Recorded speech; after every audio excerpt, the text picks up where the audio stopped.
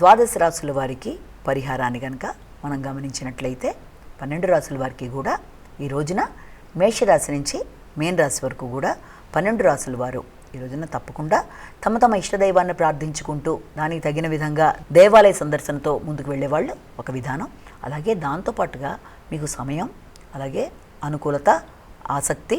మొదలైనవన్నీ కూడా మీకు ఉన్నట్లయితే తప్పనిసరిగా ఈ రోజున మీరు చేయవలసిన దాంట్లో ఏదన్నా హనుమంతుడికి సంబంధించిన శ్లోకాలు లాంటివి పఠించుకోవడం, అలాగే హనుమాన్ చాలీసా, అలాగే సుందరకాండకి సంబంధించినవి, హనుమాన్ దేవాలయాలు మొదలైనవన్నీ కూడా చాలా వరకు మీకు అనుకూలమైన ఫలితాలు ఇచ్చే అవకాశం ఉంది. కనుక వీలైనంత వరకు హనుమంతుడి మందిరాలు, రామ మందిరాలు దర్శించడం కూడా ఉత్తమంగా మనం భావించవచ్చు. ధైర్యం పెరగడానికి, అలాగే అకాల భయాలు తొలగడానికి, అలాగే నమ్మకం వృద్ధి చెందడానికి తప్పకుండా హనుమాన్ కవచాన్ని వినడం లేకపోతే చేసుకోవడం ఏదన్నా కూడా మంచి ఫలితాన్ని ఇస్తుందని మనం భావించవచ్చు. అలాగే ఇప్పుడు దాకా మనం చెప్పుకున్న రాశి ఫలితాలు కేవలం ఒక వ్యక్తిని ఉద్దేశించి చెప్పలేదు కనుక అన్నీ తమకే వర్తిస్తాయని నేను భావించకుండా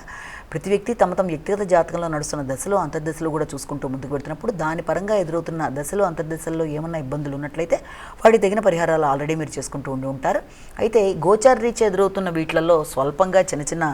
ఇబ్బందులు ఏదన్నా ఎదురవుతున్నప్పటికీ వాటిని తగిన విధంగా ఏ రోజుకు ఆ రోజు